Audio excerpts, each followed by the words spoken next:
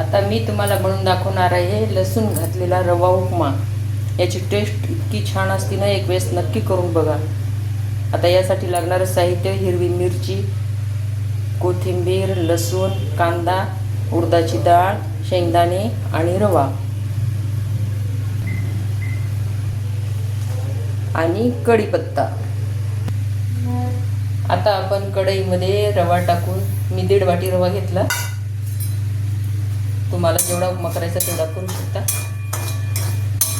छान याला भाजून घ्यायचं, रंग नाही बदलू द्यायचा, थोडं गरम करून घ्यायचं म्हणजे रवा चांगला फुलतो। एकदम लहान गॅस ठेवायचा, नाहीतर रवा खाली लागायची शक्यता असते। तेल तूप काहीच घालायचं नाही, छान परतून घ्यायचं। याच्यासाठी उपम्यासाठी जाडाच रवा वापरायचा, 0 नंबरचा वापरायचा नाही। जाडा रवा वापरला म्हणजे मोकळा छान लुसलुशीत उपमा होतो। रवा छान गरम झाला, आपण काढून घेऊ। त्यानंतर या कढईमध्येच तेल टाकू। कढई छान तापली आहे, त्याच्यामध्ये 2 चमचे तेल घालून घ्यायचं।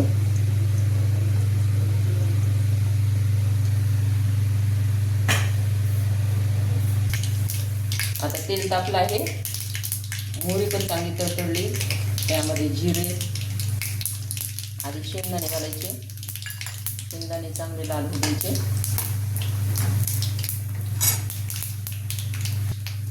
आता आपण लसूण घालू, लसूण थोडा लाल होऊ द्यायचा, दाताखाली आल्यावर खूप छान लागतो।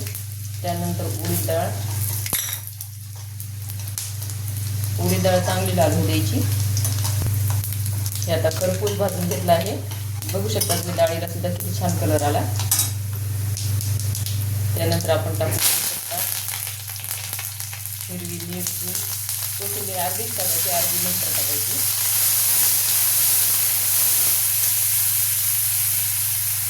त्यानंतर यामध्ये चिरलेला कांदा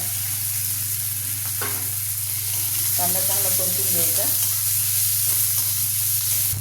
आता कांदा छान लाल परतून झाला, त्यानंतर चवीनुसार मीठ टाकून एकदा चांगलं परतून घ्यायचं। आता आपण परतलेला रवा घालून घेऊ याच्यात। कांदा झालेला आहे, याला जास्त वेळ नाही लागत। आणि पाणी पण गरम करायला ठेवलं मी इकडं। 1 वाटी रवा असेल तर 2 वाटी पाणी ठेवायचं, परफेक्ट प्रमाण आहे।